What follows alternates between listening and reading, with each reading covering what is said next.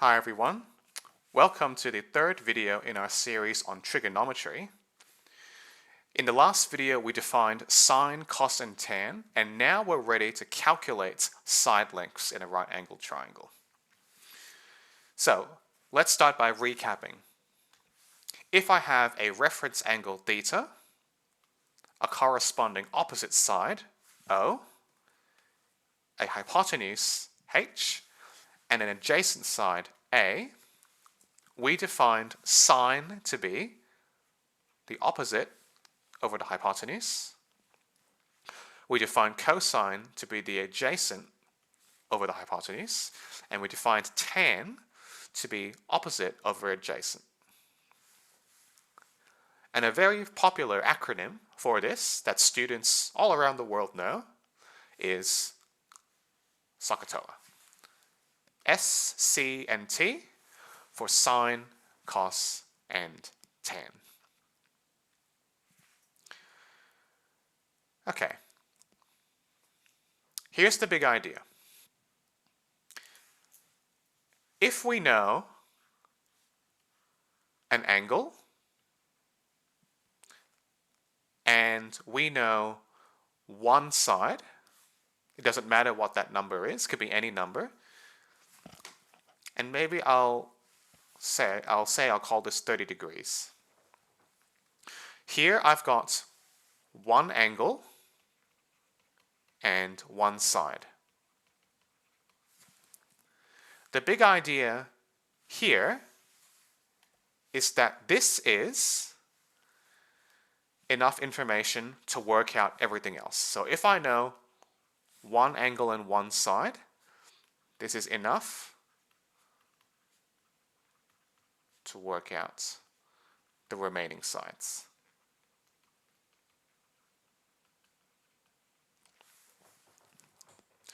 So if I give you an angle such as 30 degrees, I can use a calculator to tell me what sine should be. So before we get started, I'm going to ask you to get a calculator. It can be a scientific calculator or a CAS calculator. And you should check that it's in degrees mode. If you aren't sure whether your calculator is in degrees mode, then what you should do is test these two calculations, sine 30 and tan 45. And if you get half, or 0.5, and 1 for tan 45, then everything's good. You're good to go. If not, it's likely that your calculator is in radians, which is not what we want. If you have your calculator in radians, which is often the default, especially for a CAS calculator, you're going to get the wrong answers. So if you need help changing it, just let your teacher know. I think this technique of using trigonometry to find unknown sides is best done with some examples. So in this example, I have given you one angle and one side length. And my claim is this is enough information to work out another side, which I have called x. And I want to know how long x is, given that the hypotenuse is 20 and this angle here is 35. So how do we do this? Our first step is to label the sides. So in this case, I mean O, A, and H. So opposite is facing outwards from the reference angle 35 degrees. The hypotenuse is the longest side, and the adjacent side is the remaining side. And I should add, this has to be a right angled triangle, otherwise we can't use this technique. The second step, once we have labeled the sides, is to choose a trig ratio. And by this, I mean we're going to choose from sine, cos, or tan. Now, in this example, we know h, and we want to find O, which means I need a trig ratio with O and H in it. The trig ratio with O and H in it is the first one, sine. So that means we should use sine here.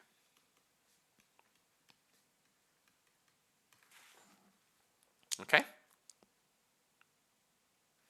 Step 3 is to write an equation using the trig ratio. So in this case, I'm going to write sine of 35 degrees equals the opposite divided by the hypotenuse. So sine 35 equals O over H. And now I've run out of room, so I'm going to need to improvise here. I'll get rid of this. Put this up here.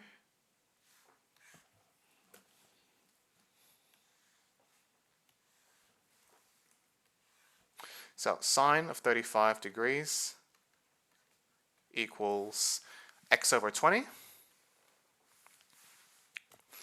And this is going to look a lot like a linear equation for you. So now we just need to solve for the length. So if I multiply both sides by 20, I get x equals 20 times sine 35 degrees. And at this point, you're going to need to use a calculator. So I've got my calculator open here. This is a CAS, but you are welcome to use a scientific calculator as well.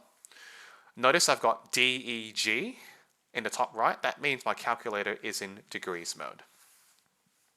So I want to do 20 times, that's what the dot is for on the CAS.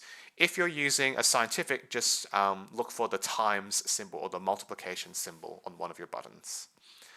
And look for, in our case, sine. So on the CAS, I have to press this trig button, and that gives me a bunch of options to choose from. I want to choose the first one, which is just sin for sine. Type in the angle, which was 35 degrees, and then press enter. If you get an exact value like this, press Control Enter. So Control is the blue button on my CAS, Control Enter, and then you'll get a decimal value. If you're on a scientific calculator, it's likely you will get a decimal value straight away. So the first few digits are 11.47. And that's our answer. We're done. So we calculated x equals 11.47. Now, the only working out that you need to show is this step, and this step. Everything else is me thinking out loud so that you can follow what I'm doing if you're seeing this for the first time. The actual working out is very short. It's just 4 lines. So I'm going to write it like that for the next 2 examples. Okay, we've got a new right angled triangle. Here is our angle, 28 degrees. So I should start by labeling the opposite side, the hypotenuse, and the adjacent. Our acronym is SOHCAHTOA, and I notice that I have been given A and h. Well, I've been given h, and I want to find a, which means I need to choose a trig ratio which has both a and h in it. And that indicates to me that I should use the cosine. So, if I were to find x, my first step would be to write cosine of 28 degrees equals a over h. Cosine of 28 equals x divided by 15. I've just replaced a with x, and I've replaced h with 15. Now I've got an equation where I want to solve for this value x. The way I'm going to do that is to multiply both sides by 15. So when I do that, I'm going to get x equals 15 times cosine 28 degrees. Grab your calculator. 15 times cosine 28. One thing I should note is that here I have written this symbol for degrees. When you use your calculator, you don't need to do that. So here in the calculator, you'll notice I've just typed in the number 28.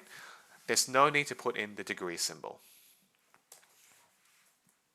Control Enter to get a decimal value on mine. So I get 13.24 to 2 decimal places.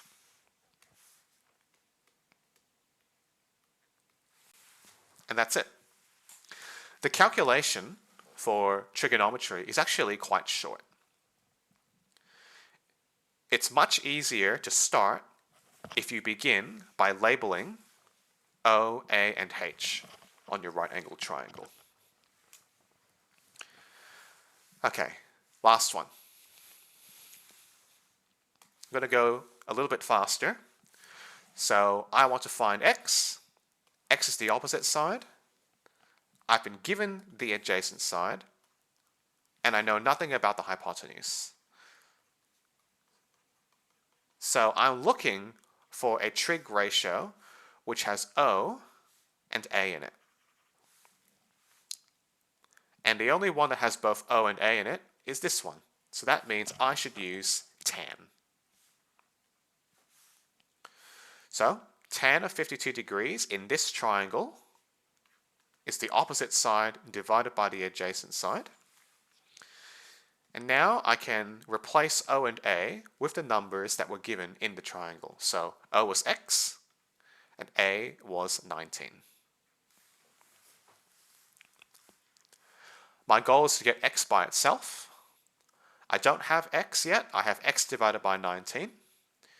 To get rid of the division by 19, I need to perform the same operation on both sides, which is the opposite of dividing by 19. The opposite of division is multiplication. So I should multiply both sides by 19. At this point, get your calculator. We want to do 19 times tan of 52.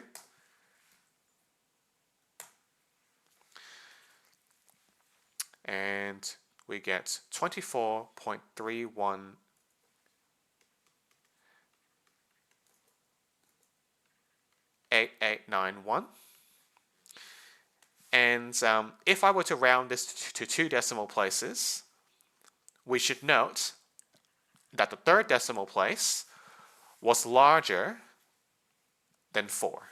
So if this number is 5 or larger, we round up.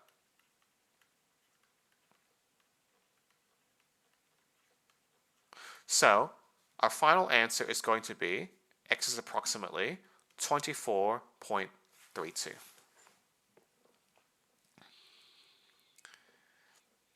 So in the previous 2 examples, I didn't need to round up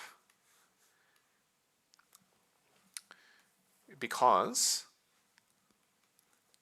we had numbers that were less than 5.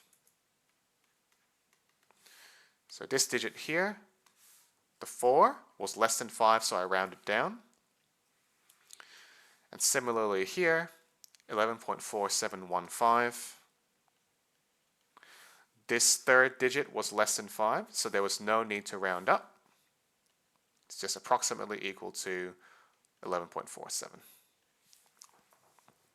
Sorry that I had to do that at the end. Okay, so that's how you solve for the unknown side in a right-angled triangle when you are given one angle and one side. We started with this, and we use this to work out the other side.